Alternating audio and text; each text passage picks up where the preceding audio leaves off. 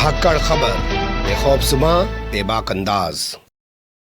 धाकड़ खबर में आपका स्वागत है। मैं आपके साथ हूं अकरम रईस खान। वैश्विक हलचल, जी हां, वैश्विक हलचल का वो ताज़ा बुलेटिन लेकर एक बार फिर से आपके सामने हाजिर हो गए हैं, जिसमें बात करते हैं देश दुनिया ही नहीं, गाजा, फिलिस्तीन, इजराइल और ईरान से जुड़ी कुछ खास खबरों की। क्योंकि इन तमाम खबरों पर रोजाना चर्चा, तबसरा, तस्करा करने के लिए हमारे साथ जुड़ जाते हैं कृष्णकांत जी यानी के जी, जो भारतीय वायुसेना के रिटायर्ड ऑफिसर हैं और जियो पॉलिटिक्स पर वाकई में अपनी पैनी और गहरी नजर रखते हैं। बहुत शुक्रिया सर वक्त देने के लिए। थैंक यू मिस्टर अकरम।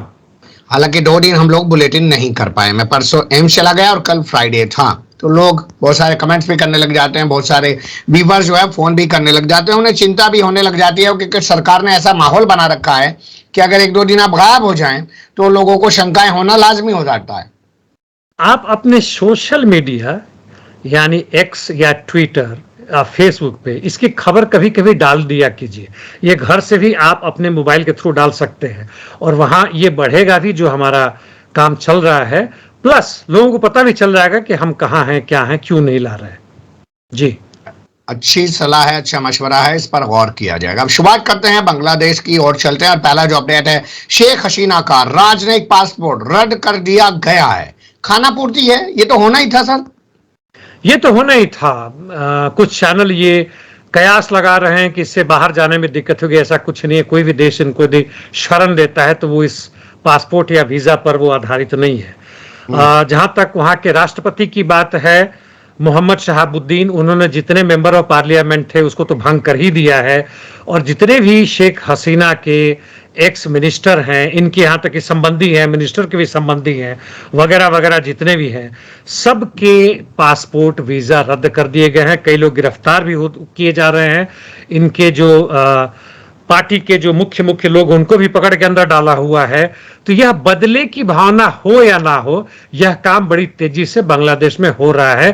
कोशिश है कि कहीं से फिर से अवामी लीग खड़ा ना हो जाए। जी, एक शख्स की गिरफ्तारी को लेकर खास बात करना चाहता हूं। नाम है मानिक शाह। पेशे से जज से भागने की कोशिश कर रहे थे भारत की सीमा की ओर, पकड़ लिए गए हैं। क्या वो इसलिए भाग रहे थे कि उनके नाम में शाह है और भारत के अंदर अमित शाह है? खैर, वह तो संयोग की बात है कि दोनों के नाम में शाह है। सुप्रीम कोर्ट के जज थे ये। और मैं इतना ही कहना चाहूंगा, पकड़े तो गए ठीक है, कि देखिए सत्ता परिवर्तन इस आंदोलन के द्वारा जो होता है, किस तरह से तथाकथित बड़े बड़े लोग, एक छोटा सा जो मुंसिफ वगैरह होता है, डिस्ट्रिक्ट कोर्ट का जज होता है, उसका आतंक, एक छोटा सा दरोगा होता है, उसका आतंक कैसा होता है। लेकिन जब जनता वास्तव में खड़ी हो जाती है तब देखिए कैसा आतंक इन आतंकियों के, ये खुद एक्चुअली आतंकी हैं जो सत्ता के ताकत के कारण और एक दूसरे को मिले हुए चूंकि पूंजीपति वर्ग की रक्षा कर रहे हैं, तो किस तरह से करते हैं। यदि वास्तव में मजदूर वर्ग खड़ा हो जाए और सत्ता अपने हाथ में ले, तो जो दूसरा पक्ष आया है बांग्लादेश में या श्रीलंका में आया था या कहीं और भी आ रहा है, पहले वाले सत्ता पक्ष को हटाकर, वह पूंजी की रक्षा पूरी ताकत से करता है। हमारे यहाँ के आम आदमी पार्टी हो, कांग्रेस भाजपा, भाजपा कांग्रेस हो, डेमोक्रेट्स रिपब्लिकन, वाइस वर्सा, कोई अंतर नहीं पड़ता है। पूंजी सुरक्षित है। कितना भी भयानक युद्ध हो जाए, पूंजी सुरक्षित है। आप यूक्रेन में देख सकते हैं, वहां पे पूंजी को सामाजिक धन में बदल दिया जाएगा और वही क्रांति कहते हैं। जी, धंधा ही तो सब कुछ है सर। धंधा करना छोड़ देंगे तो पूंजी के बगैर करेंगे क्या? मैं ये नहीं कह रहा हूं कि हम धन नहीं बनाएंगे। संपत्ति तो जरूरी है, धन का बनाना जरूरी है। नहीं तो हम लोग क्रांति इसलिए थोड़ी कर रहे हैं कि हम एक अजीबो गरीब तरह के ड्रेस पहन के पहाड़ों में जाके जाप करें या कुछ करें, ताबीज लगा के घूमते रहें, चिमटी बजाते रहे। जी नहीं, बिल्कुल नहीं। हम इसलिए कर रहे हैं कि हमें कम से कम समय करना पड़े। समाज का हर वो व्यक्ति काम करेगा जो काम करने लायक है, हर वो बच्चा खेलेगा जो खेलने लायक है, हर वो लड़का लड़की पढ़ने जाएंगे जिनको पढ़ने की जरूरत है, हर वो वृद्ध लोग जो अपनी समाज को जो भी कंट्रीब्यूशन करना था दे चुके, उनकी रक्षा करना, सुरक्षा देना हमारा काम हम करेंगे। और उत्पादन की क्षमता और भी बढ़ जाएंगे चूंकि हर लोग उसमें शामिल होगा। जी, ये कौन सा बांध है जो भारत और बांग्लादेश के बीच में रार पैदा कर रहा है? दम्बूर है, कोई बहुत बड़ा चीज नहीं है। यहाँ बिजली का उत्पादन होता है, जो पानी चक्की या जो भी बोलते हैं हाइड्रो इलेक्ट्रिक, वो होता है। वहां से करीब 30-40 मेगावाट बांग्लादेश में भी जाता था, आजकल हाल फिलहाल में जा रहा है कि नहीं मुझे पता। और इस बार त्रिपुरा में भयंकर बाढ़ है जिसका असर बांग्लादेश में भी है। कहते हैं कि पिछले 10-15 साल में ऐसा बाढ़ नहीं आया था, कई दर्जन लोग मारे भी गए हैं। और वहां की सोशल मीडिया और जो खासकर जो विपक्षी दल जो विपक्ष में आ गए, उनका कहना है कि इस बांध के ऊपर जो भी एक होता है, कुछ 100 मीटर के बाद से होता है, उसको जानबूझ के भारत ने खोल दिया है और बांग्लादेश में भयानक तबाही आ गई। वैसे भी देखें तो बिहारियों को पता है कि जब भी भयंकर बारिश होता है तो नेपाल भी अपने बांध को, जो उसका स्विस गेट या स्लुइस गेट होता है, उसको खोल देता है। यदि ना खोलेगा तो क्या होगा, पानी इतना आ जाएगा, उसके दबाव से पूरा बांध ही बर्बाद हो जाएगा, अगले वर्ष के लिए फिर से नया बनाना पड़ेगा। तो इसमें कहते हैं कि ऑटोमेटिक है, मुझे नहीं पता ऑटोमेशन का यहाँ कितना हद तक सफल प्रयोग है, कि एक खास स्तर तक आ जाता तो खुद ही खुद बांध खुल जाता है, और जब वो स्तर पानी फिर नीचे आ जाएगा तो हो जाएगा। और यहाँ से बांग्लादेश का दूरी जो है वह तकरीबन 70, 80 या 90 किलोमीटर है। इसलिए भारत सरकार का कहना है कि इससे कुछ खास अंतर नहीं पड़ेगा। यह बाढ़ इस बार चूंकि जबरदस्त बारिश हुई है इसलिए हुआ है, जो भी कारण हो यह हल्के मुल्के विवाद का कारण बन चुका है। जी बिल्कुल, आप सही कह रहे हैं। हम रुख करते हैं अन्य खबरों का। इसमें जो पहला अपडेट हमारे पास आ रहा है वो आ रहा है ब्राजील से। यहाँ पर भारतीय फंसे हुए हैं, इंटरनेशनल मीडिया खबरें चला रहा है, हमारे यहाँ की मीडिया को कोई फर्क ही नहीं पड़ रहा है। क्या पूरी जानकारी है सर? ये यहाँ पे 650 से अधिक रिफ्यूजीज, खासकर एशियन मूल के जो लोग हैं, अफ्रीका के भी कुछ हैं, यहाँ लोग आते हैं। चूंकि आप सीधे यूके या यूएसए में नहीं जा पाते हैं और इस उम्मीद में कि इनको बेहतर जिंदगी मिलेगी आए हुए हैं, और इनके पास माइग्रेशन का ना पासपोर्ट में है, वीजा में नहीं है, कुछ भी प्रॉपर ऑथराइजेशन नहीं है, और इसलिए इन्हें जगह नहीं दिया गया है। तो भीड़ में रह रहे हैं। एक अफ्रीकी मारा नहीं, मर गया बेचारा, मतलब जो भी कमी है। और केवल इंडिया ही नहीं, नेपाल, यहाँ तक कि वियतनाम के भी लोगों की चर्चा, पता नहीं वो लोग यहाँ क्यों भाग के आए हुए हैं। और इस तरह की हालात है तो पूरी दुनिया में जहां मतलब 30 से 40 मिलियन से अधिक शरणार्थी एक जगह से दूसरे जगह सुमित में भाग रहे हैं, भारत के भी लोग भाग रहे हैं, नजर तो आ ही रहा है, चाहे वो बांग्लादेश में ही गए हों, यूक्रेन में गए हों, रूस में गए हों, इजराइल में भी लड़ने के लिए जा रहे हैं, वियतनाम में जा रहे हैं। वियतनाम के खुद कुछ लोग, ज्यादा नहीं होंगे लेकिन कुछ लोग अब ब्राजील जा रहे हैं। स्थिति बहुत खौफनाक है जहां तक मानव सभ्यता की बात है। जी अब बात कर रहे हैं प्रधानमंत्री नरेंद्र मोदी के यूक्रेन दौरे को लेकर। बहुत सारी चीजें मीडिया बता ही रहा है, लेकिन कुछ खास चीजें हैं जिन पर वो चर्चा ही नहीं कर रहा है। जैसे वहां बैठकर वो हिंदी में बोल रहे हैं, तो क्या वो भारत के लोगों को सुना रहे हैं कि देखो मैं पहले रूस गया फिर अब यूक्रेन आया हूं? और उनका ये कहना कि मैंने आंखों में आंखें डाल के पुतिन को कहा था कि भैया जंग करने का समय नहीं है, और वो जिस तरीके से स्मारक के दौरों पर जा रहे हैं, ऐसे वो पुतिन के साथ भी गलबगियां करते हुए घूम रहे थे। जिस तरीके से तपाक से वो गले मिल रहे हैं जेलेंस्की के, वैसा ही वो वहां पे भी कर रहे थे। इसे कैसे देखा जाए, ये दौरा भारत के लिए कैसा है? देखिए, जहां तक नरेंद्र मोदी की बात है तो शुरुआती दौर में जब बराक ओबामा आए थे तो इन्होंने एक प्रेस स्टेटमेंट जारी करके कहा था अन्य बातों के साथ कि मैं बराक ओबामा को बराक कह के बुलाता हूं, यानी उनके पहले नाम से बुलाता हूं। अब इन सब चीजों पे यदि इनके समर्थक बहुत खुश हो जाते हैं तो उनके लिए ठीक है, वह एक लॉलीपॉप जैसा चीज और कुछ नहीं है। व्यक्तिवाद का हमें पूर्णतः खिलाफ करना चाहिए। स्टालिन के ऊपर जो आरोप लगता है कि वह व्यक्तिवादी थे और तानाशाह थे, तानाशाह की बात अभी रहने दें, वो कहीं से भी नहीं थे। व्यक्तिवाद का वह जबरदस्त विरोधी थे, और यहां तक कि उनके जो बहुत बड़े समर्थक थे, इनके प्रेजेंस में स्टालिन की प्रशंसा की कि स्टालिन एक महान व्यक्तित्व है, पूरे विश्व को इन्होंने नाजीवाद से बचाया। तो स्टालिन ने वहीं पर सबके सामने बखूबी इनकी डांट लगा दी कि तुम्हें शर्म नहीं आती इस तरह की बात करते हुए, मेरी प्रशंसा कर रहे हो। प्रशंसा करनी तो यहाँ की जनता की करो, यहाँ के वैसे लोग की करो जो करने लायक है। लेकिन अभी चूंकि मानवता का इतना पतन हो चुका है, धर्म, जाति, व्यक्तिवाद, देशवाद, कि किसी भी इस तरह की बातें कर मतलब चल सकती है। यदि मान लीजिए कोई न्यूज चैनल ये चलाता है कि एक खास व्यक्ति ने आंखों में आंखें मिलाकर बातें की है, तो क्या बाकी लोगों से आंखें नीचे करके बात करते थे? यह अजीबोगरीब हालात है। इस पे हमें ज्यादा ध्यान नहीं देना चाहिए, हमें उन मूल मुद्दों पर ध्यान देना चाहिए। हालांकि यूक्रेन और अमेरिका बड़े खुश हो रहे हैं, रूस इससे नाराज नहीं है, इसलिए कि रूस को पता है कि उसका व्यापार जो चल रहा है, वैसे इतना बता दूं कि हमारा जो धंधा यूक्रेन के साथ चल रहा था वह काफी बढ़ गया है, करीब 13 अरब डॉलर का हो गया है, जो उसके पहले था, और उम्मीद है कि 30 अरब डॉलर का हो जाएगा। तो इसलिए हमें इन सब चीजों से मुक्ति चाहिए। यह मुख्य रूप से जो धंधा व्यापार चल रहा है उसके लिए ये सब गलबहियां हो रही है, और कुछ खास बात नहीं। हाँ, जनता उसके चक्कर में भ्रमित हो रही है, तो सत्ताधारी पक्षों के लिए खुशी की बात है, हमारे लिए नहीं। जी। जेलेंस्की का ये कहना कि भैया आप रूस से तेल लेना बंद कर लो, उसको अकल आ जाएगी, और यहाँ का मीडिया बताने की कोशिश कर रहा है कि अब दुनिया में भारत की ऐसी पोजीशन बन गई है। अब तक कतर मध्यस्थ कर रहा था गाजा के और इजराइल के बीच में, या और देश करते थे, अब भारत भी कर रहा है। ये जो बताया जा रहा है कि मध्यस्थता की जा रही है, आपको लग रहा है चाइना तो करता हुआ दिखता है? जो 2 बिलियन लड़ रही है और बंदर जो भी अपना बंटवारा करे, वो तो कहानी में, मिथ में, सही में कहा गया कि उसने अपने दोनों तरफ से खाए। जहां तक जेलेंस्की की बात है, जेलेंस्की अब यूक्रेन के राष्ट्रपति नहीं है, उनका समय खत्म हो चुका है, और वहां के संविधान के हिसाब से यदि किसी कारणवश चुनाव नहीं हो सका तो वहां का जो लोकसभा के अध्यक्ष है अपने बाकी मेंबर के साथ मिलके वह सत्ता चलाएंगे। इसलिए जेलेंस्की एकमात्र पेंटागन यानी अमेरिकी मोहरा है, उनके चमचा है और कुछ नहीं है। इसलिए जेलेंस्की से बात करने का कोई मायने नहीं, इसलिए कि यूक्रेन की जो भी संपदा है वह या तो यूक्रेन जा रही है, आ रही है, धंधा के लिए चल रहा है। यूक्रेन का इसमें कुछ भी लेना देना नहीं है। जहां तक पुतिन की बात है, बहुत स्पष्ट रूप से कह दिया है कि जेलेंस्की से हम बात नहीं करेंगे। उसने जो आतंकी हमले करवाए, अभी हाल में फिलहाल में फिर से आतंकी हमला हुआ कल परसों, जिस तरीके से वो कर रहा है वो आईएस से भी बुरा हाल है, और इसी तरह के काम कर रहे हैं हमारे कुर्स्क एरिया में जो आक्रमण किया है। इसलिए जेलेंस्की से बात करने का कोई मतलब नहीं है।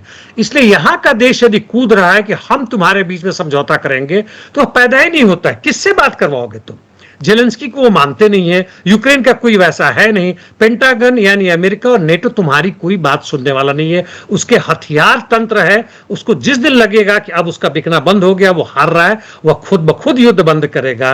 भारत, पाकिस्तान, अफगानिस्तान इस सबसे कुछ भी लेना देना नहीं, बेमानी है। जी बिल्कुल सही कह रहे हैं आप, क्योंकि जो अमेरिका चाहेगा वही कर, जब तक जंग चल रही है चलेगी, जब वो चाहेगा खत्म कर देगा। अब बात करते हैं अगले अपडेट की, जो रूस की जेल से आ रहा है। यहाँ पर कोई बवाल हो गया, 3 लोग मर गए, बताया जा रहा है कि आईएसआईएस का हाथ है, तो जेल में भी आईएसआईएस कुछ कर रहा है क्या? जेल में आईएसआईएस तो नहीं कर रहा है, लेकिन जो पकड़े गए थे, रूसी सरकार की बात माने तो वो आईएस के लोग थे, और किसी न किसी कारणवश इनको चाकू उन्होंने मैनेज कर लिया, कुछ लिया, और गार्ड्स पर आक्रमण किया। 3 गार्ड्स तो वहीं मर गए, चौथा बेचारा हॉस्पिटल जाके मारा गया। और इन लोगों ने निश्चित रूप से उस लड़ाई में कहे या बदले के लिए कहे कि हमारे 4 गार्ड्स को मारा, इन चारों को उन्होंने मार दिया, और इस तरह के हंगामा हुई। तो रूस के सिक्योरिटी यदि सही में आईएसआईएस के हैं, लड़ाके हैं, मरने से यदि नहीं डरते हैं, आतंकी हैं उस हद तक के, तो इनके सिक्योरिटी में फेलियर हुआ है, असफलता, कहीं ना कहीं चूक हुई है। जी बिल्कुल आप सही कह रहे हैं, और ऐसी तमाम चीजें जब आती हैं तो रूस पर सवाल उठना, या यूं कहेंगे पुतिन पर सवाल उठना लाजमी हो जाता है। अब बात करते हैं अगली खबर की, जो हमारे पास आ रही है पाकिस्तान से। पाकिस्तान के पंजाब में 12 पुलिस वालों को डाकुओं ने मार डाला है सर। यह भी अजीब बात है। कभी ये लोग मारते थे, कुछ करते थे, रात के समय वहां से गुजर रहे थे, और पंजाब को कहते हैं कि वह रात में गुजरना जो है वह बड़ा खतरनाक है, नहीं जाना चाहिए। पुलिस वाले भी ना गुजरे, ना करें, खोजबीन करें, तो फिर और कौन करेगा? मिलिट्री तो हर जगह वहां पाए ही जाता। खैर जो भी हो, कहते हैं कि इनकी गाड़ी फंस गई और इन डाकुओं ने या जो भी थे, इनके हथियार लूटने या जो भी कारण हो, या एक पुलिस ऑफिसर से कभी रंजिश थी, जो भी कारण रहा हो, इससे कारण उन्होंने आक्रमण किया, और 11 वहीं पर मतलब समय पे ही मर गए। एक हॉस्पिटल में जाके मरा, और आधा दर्जन लोग घायल भी है। तो हालांकि बड़ा ही सदमा वाली बात है, कोई टेररिस्ट अटैक नहीं है, यह डाकुओं ने मारा है। और डाकुओं के पास नॉर्मल गन या पिस्टल नहीं, इनके पास ग्रेनेड भी है, जो रॉकेट लॉन्च ग्रेनेड भी है। इतने बड़े बड़े मतलब रॉकेट प्रोपेल्ड ग्रेनेड इनके पास है, जो कि पैरामिलिट्री फोर्सेस के पास है, इनके पास भी है। तो पाकिस्तान के लॉ एंड ऑर्डर पर प्रश्न वहां बिल्कुल उठता है। जी एक खबर हो रही है कि हमारा कोई ड्रोन सीमा पार करके पाकिस्तान चला गया, उसको लेके बड़ी हलचल मची, हमारे इधर से उधर इंफॉर्मेशन दी गई, क्या जानकारी है? अब भारत का कहना है कि वह गलती से कुछ टेक्निकल ग्लिच हो गया, यानी उसके ऊपर कंट्रोल खत्म हो गया, इसलिए वहां जाके लैंड किया है या गिरा है, और तुरंत वहां फोन किया हॉटलाइन पे और मांग भाई हमारा ड्रोन वापस कर दो। अब पाकिस्तानी वापस करते हैं कि ना करते हैं, लेकिन ड्रोन में इस तरह की घटनाएं घट सकती हैं। इसका नहीं पता है कि क्या पाकिस्तान ने इलेक्ट्रॉनिक वॉरफेयर करके जो बॉर्डर पे था उस ड्रोन को सीज कर लिया, इसकी भी संभावना बनती है। देखते हैं। जी जर्मनी में क्या हुआ? वहां भी चाकूबाजी शुरू हो गई, 3 लोग मार दिए गए हैं। जर्मनी में इस तरह की घटनाएं नहीं घटती है, लेकिन अब धीमे धीमे बढ़ रहा है, लगता है अमेरिका का असर है। अमेरिका की चापलूसी कर रहे हो तो ऑस्ट्रेलिया में भी हमने देखा इस तरह की घटनाएं घटी। चीन तो अलग है, लेकिन उस तरह की घटी। यह चाकूबाजी जो घटना है बड़ा अजीबोगरीब है। हालांकि जर्मनी के क्षेत्र में वहां पे एक पुराना शहर है, 650 वर्ष का उसका इतिहास कहते हैं, और उसकी वर्षी मतलब वर्षी नहीं मतलब उसके बर्थडे पे ये लोग पार्टी मना रहे थे, और शाम में रात में तकरीबन 10 पौने 10 बजे के आसपास, और ये बारी बारी से जाकर मारा। हालांकि वो बंदा भी भाग गया, क्यों किया ना किया। और यह सब अजीबोगरीब घटनाएं कहें तो पूरी की पूरी कल्चरल जो भी आधार था मानवता का, वह भी खत्म होता जा रहा है। इस तरह की घटना कोई मायने नहीं है। किसी भी अनजान व्यक्ति को पकड़ के आप चाकू मार दीजिए और उसको खत्म कीजिए, इसमें क्या संतुष्टि मिलेगी, क्या खुशी मिलेगी, मेरे लिए कहना बड़ा मुश्किल है। जी चलिए, अब अमेरिका से जुड़ी खबरों का रुख करते हैं और पहला जो अपडेट है वो जूनियर कैनेडी के हवाले से, या कैनेडी जूनियर आप कह सकते हैं। अभी तक वो दावे कर रहे थे कि मैं तो चुनाव लड़ूंगा, लेकिन अब कह रहे हैं कि मैं तो ट्रंप बाबा के साथ हूं। हाँ, ये जब शुरू शुरू में आए थे और वहां की जनता वास्तव में एक ऑल्टरनेटिव पॉलिटिक्स ढूंढ रही थी, इन सबसे अलग होकर डेमोक्रेट्स एंड रिपब्लिकन से, तो ये रॉबर्ट एफ कैनेडी जूनियर, इनके फादर सीनेटर यानी लॉ मेकर थे पहले, और इनके चाचा जॉन एफ कैनेडी प्रेसिडेंट भी थे, मतलब ये काफी फेमस थे। और ये आए थे कि मैं मतलब अमेरिका को एक नई रास्ता देने की कोशिश करूंगा, युद्ध से अलग, फिलिस्तीनियों की 2 स्टेट या उनका जो अपना स्टेट की मान्यता वो करूंगा, लोगों को नौकरी देने की जहां तक बात है वो करूंगा, एबॉर्शन लॉ को फ्री किया जाएगा वगैरह वगैरह था। और ये तकरीबन इनका 15 से 20% लोगों ने शुरुआती दौर में किया था। उसी समय संयोग देखिए कि ट्रंप आक्रमण होता है, ट्रंप बच जाते हैं, तो बहुत सारे लोग जो कैनेडी जूनियर को जो दे रहे थे वो खिसक इनके पास आ गई, और इनको 9 से 10% रह गया। और अभी और जो बाइडेन हट गए, कमला आ गए, तो इनके बाकी लोग कमला हैरिस की तरफ चले गए। यानी वहां की जनता को यह नहीं पता चला किसे इनके पास 4 से 5% वोट रह गया अभी तक रहने का। तो इस पर ट्रंप ने, काफी स्मार्ट और धूर्त आदमी है, उसने कहा कि भाई देखो, वीडियो से बात हुई है कि तुम अलग से लड़ोगे, अब तो जीतने से रहे, कोई तुम्हारी संभावना नहीं बनती है, तुम हमारे पक्ष में आ जाओ, खड़े हो जाओ। जिस तरह से हमने एलॉन मस्क को दे रखा है, तुम्हें भी कुछ ना कुछ मंत्रालय थमा देंगे। और ये भी तैयार हो गए। जी कैसे मंत्रालय की डील हुई है, या ट्रंप के पास और मस्क के पास जो पैसा है वो भी दिया गया है? वह भी दिया गया, वह चीज भी हुआ, सब कुछ हुई है।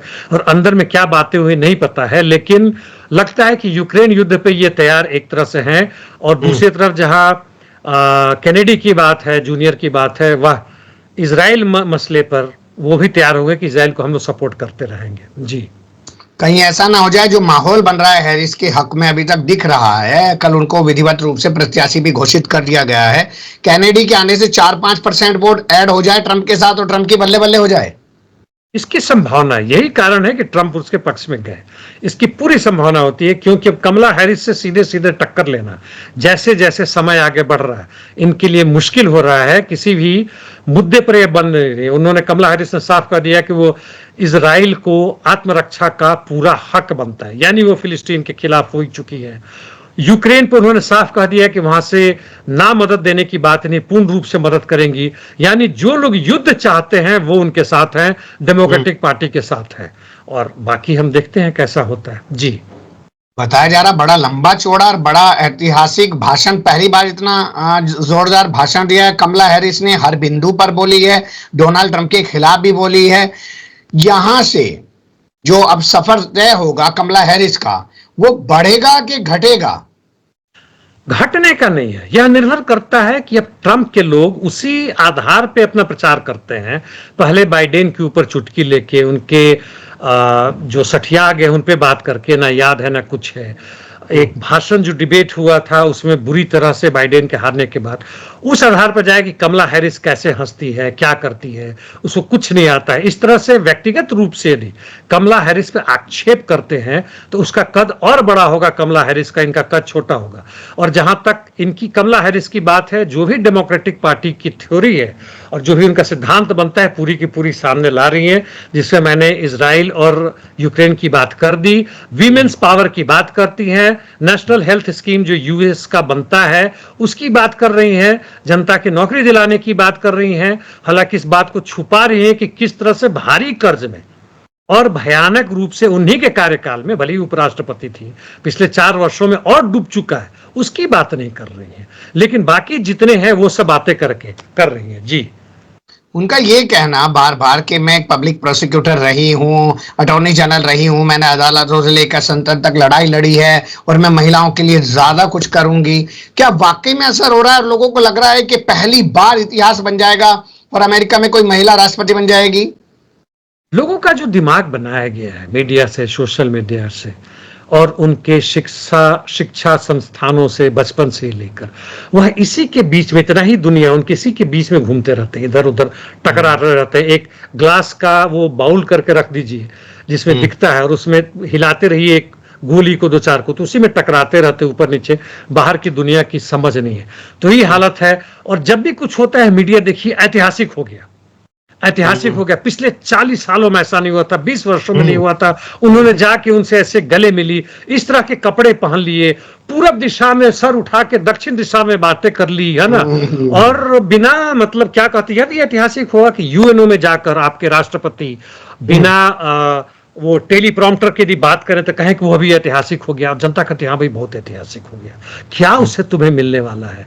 इन दोनों पार्टियों से तुम्हें कुछ नहीं मिलने वाला है। इनसे मिलेगा वही जो जबरदस्त पूंजीपति वर्ग है, उन्हीं को मिलेगा, तुम्हें कुछ नहीं मिलने वाला है। जी, जो ये अमेरिका का एनएसए है, ये चाइना जा रहा है, जैक सुलिवन, तो ये भी क्या इतिहास बन रहा है?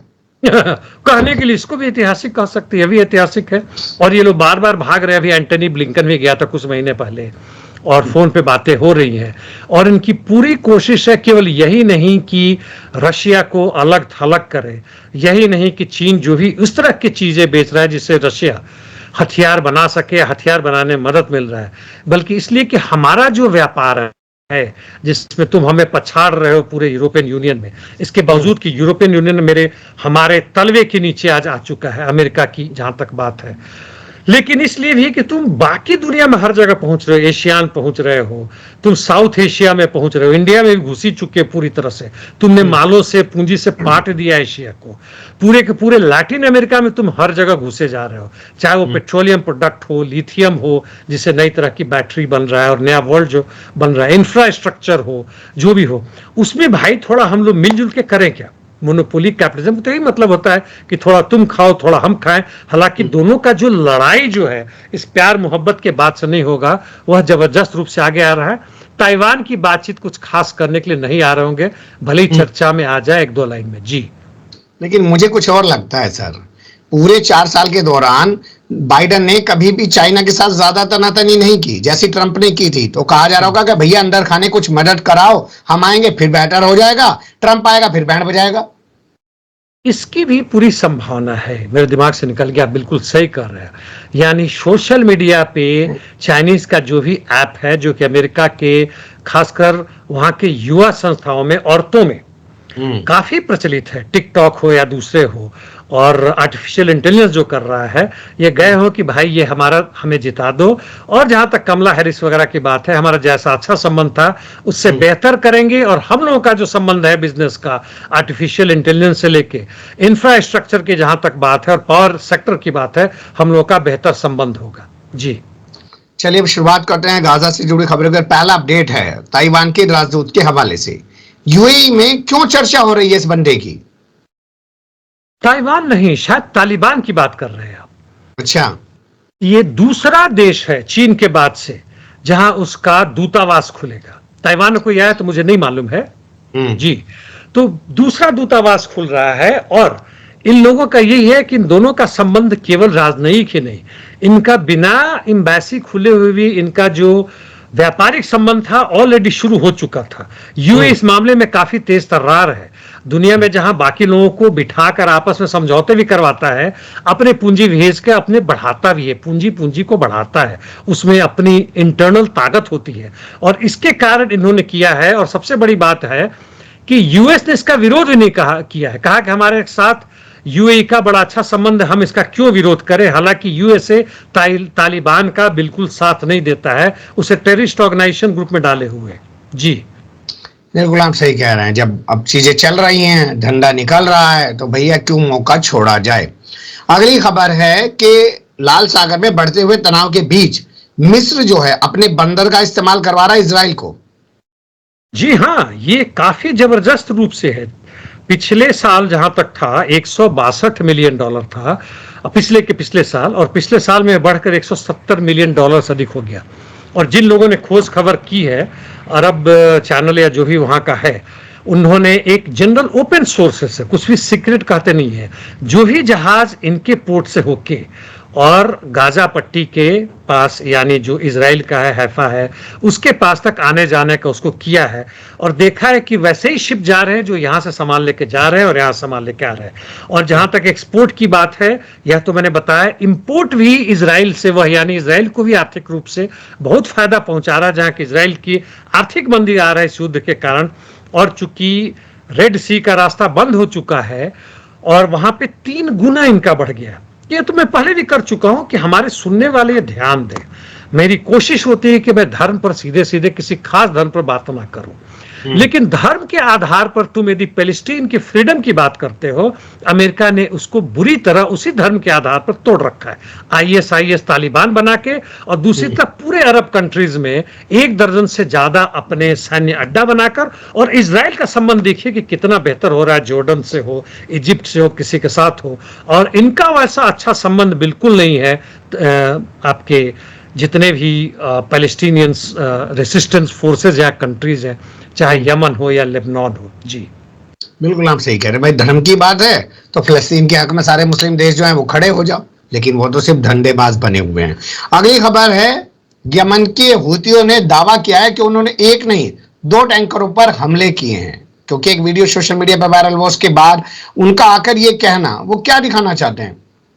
वो मैंने देखा, वीडियो देखा, और जो कहना चाहते हैं साफ उनका कहना है कि जब तक युद्ध बंदी ना हो या हमास के द्वारा जो लड़ाई चल रहा है जिसमें हम भी शामिल हैं, और फिलिस्तीन को पूर्ण राज्य की स्वतंत्रता का स्टेटस नहीं मिल जाता है, तब तक हम वैसे हर जहाजों के आवाजाही पर हम मार करेंगे, उसको दुश्मन मानेंगे, चाहे US UK हो या जो भी हो जो इजराइल को फायदा पहुंचा रहा हो।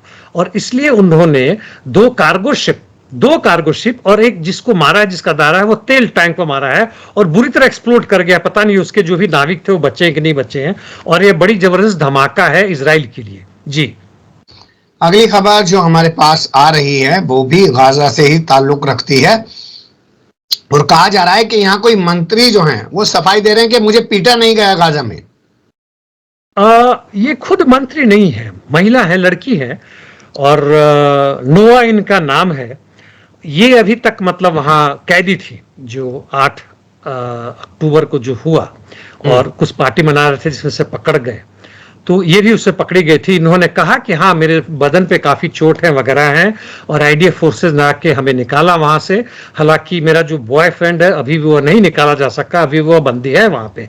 और जो उन्होंने आक्रमण किए वो ऊपर से एयर स्ट्राइक जो भी किया हो, और जो गिरे मलबे उसमें मुझे काफी चोट लगे, सब लगे हैं।